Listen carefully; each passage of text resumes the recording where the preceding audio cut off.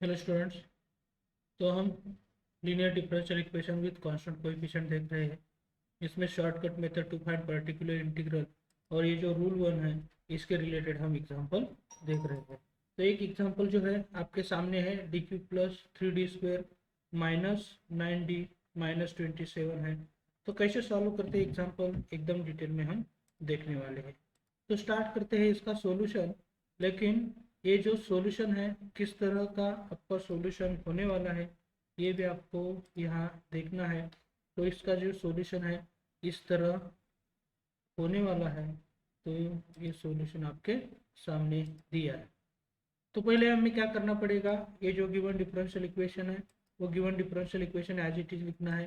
फिर ये जो y का कोएफिशिएंट है, ये y का कोएफिशिएंट जब हम जीरो के साथ इक्वेट करेंगे तो ये क्या हो जाएगा, आपका एक्सिलरी इक्वेशन हो जाएगा।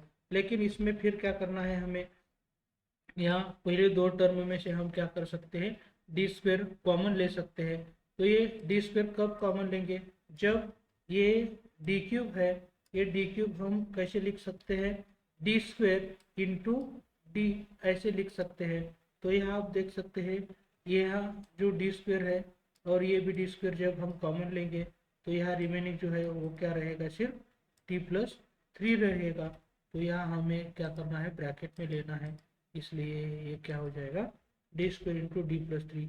यहाँ भी आप देख सकते हैं दोनों टर्म में से हम -9 कॉमन ले सकते हैं और -9 कॉमन लेने के बाद ये जो रिमेनिंग पार्ट आपका होने वाला है वो d+3 होने वाला है।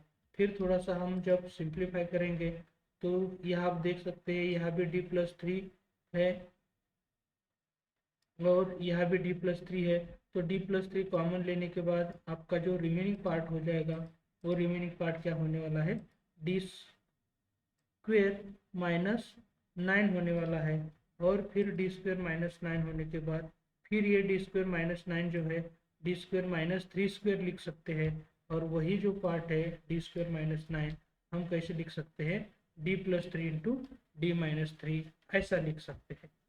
फिर जो आपका d+3 equal to zero, d-3 equal to zero, d+3 equal to zero, इसका मतलब ये जो t के वैल्यूज़ है वो d के वैल्यूज़ किस तरह आपके आने वाले हैं, d इज इक्वल टू पहले रूट के रिलेटेड क्या हो जाएगा, -3 हो जाएगा। फिर दूसरे रूट के रिलेटेड क्या होने वाला है, इक्वल टू 3 होने वाला है। और तीसरा रूट जो है d इसके रिलेटेड फिर क्या होने वाला है, इक्वल टू -3 होने वाला है। तो यहाँ टोटल कितने रूट होने वाले हैं, 3 रूट होने वाले हैं। इसमें तीनों भी रूट रियल है, लेकिन इसमें क्या है, ये जो दो रूट है -3 रियल और रिपीटेड है, और एक जो रूट है वो क्या है, वो भी रियल ही है। तो इसके रिलेटेड हमारा जो सॉल्यूशन जो होगा वो पहला रूट रियल है और डिस्टिंक्ट रूट के लिए आपका जो कॉम्प्लीमेंट्री फंक्शन होने वाला है इस तरह हो जाएगा। और ये जो -3 रिपीटेड रूट है इसके लिए आपका जो सॉल्यूशन होने वाला है इस तरह सॉल्यूशन आपका हो जाएगा। तो ये सॉल्यूशन का जो पार्ट है जनरल में यहाँ हम इस तरह देखने वाले लिख सकते हैं। लेकिन यहाँ C1 ऑलरेडी कांस्टेंट था, इसलिए मैं क्या कर रहा हूँ, ये C2 और जो नेक्स्ट है C3। लेकिन यहाँ हम ये C1 इंटू 1 C1 ही लिख सकते हैं और ये C3x ऐसे लिख सकते हैं। लेकिन यहाँ ये जो M1 पहला माना है तो दूसरे को क्या मानना पड़ेगा, M2 मानना पड़ेगा। ठीक है। तो यहाँ क्या हो जाएगा, इसी तरह आपका जो सॉल्यूशन आने वाला है, कॉम्प्लीमेंट्री फंक्शन भी सॉल्यूशन है इसलिए हम सॉल्यूशन आने वाला बोल रहे हैं।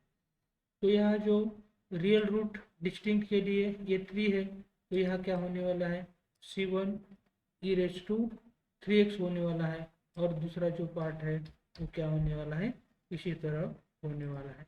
तो देखते हैं किस तरह आपका सॉल्यूशन का फ्लो जो है वो सॉल्यूशन का फ्लो होता है। तो देखते हैं इसमें ये पर्टिकुलर इंटीग्रल जो है, पर्टिकुलर इंटीग्रल हमें फाइंड आउट करना है। तो यहाँ हमें क्या करना पड़ेगा, ये जो पार्ट है ये पार्ट आपका f(d) हो जाएगा। तो f(d) की जगह हम क्या कर सकते हैं, ये पुट कर सकते हैं। और राइट हैंड साइड में e⁻3x है तो x की जगह हम क्या कर सकते हैं, ये जो e⁻³ है ये ले सकते हैं, लेकिन फिर ये जो पार्ट आपके सामने दिख रहा है इस पार्ट में ये जो डिनोमिनेटर जो है वो डिनोमिनेटर में हम फैक्टर में लिखते हैं तो बहुत अच्छा रहेगा।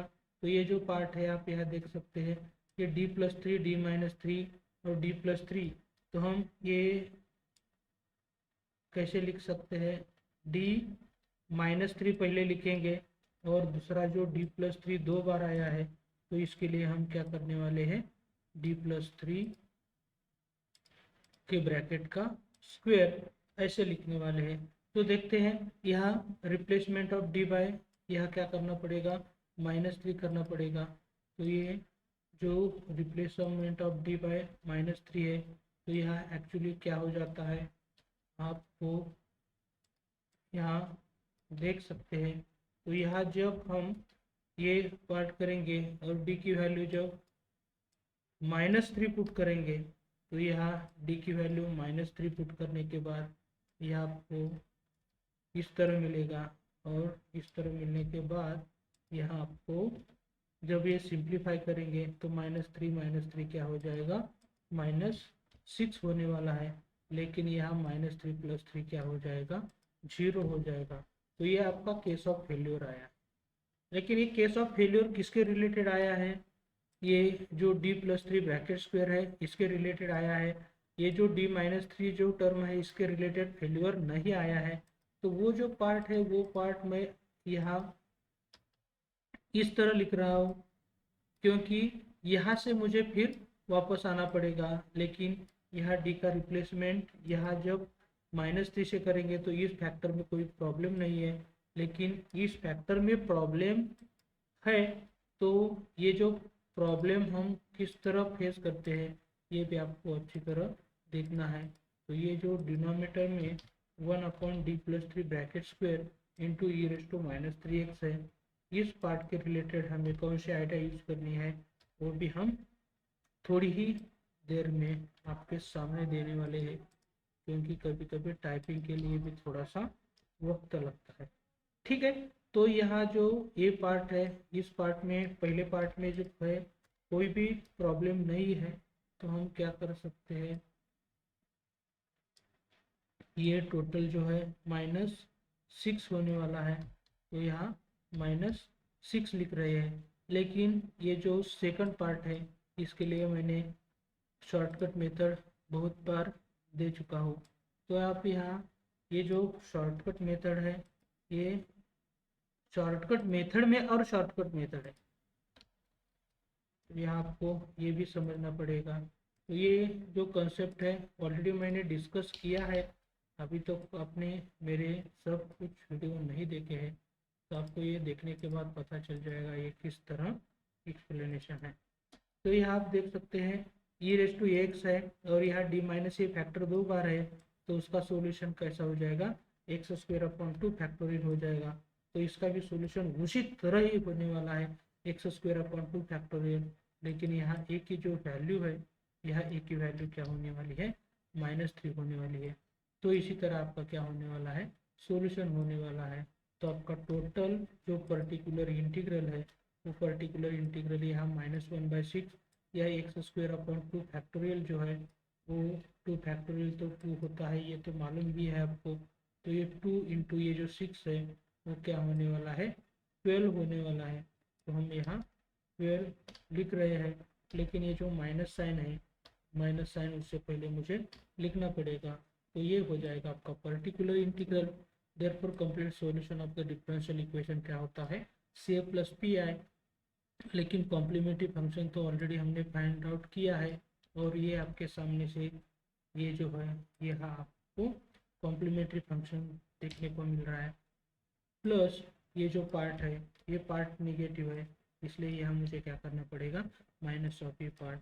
तो इसी तरह ये जो कॉम्प्लीमेंट्री फंक्शन पर्टिकुलर इंटीग्रल लेने के बाद ये आपका कंप्लीट सॉल्यूशन हो जाएगा। तो इसी तरह आपको ये सॉल्यूशन करना है।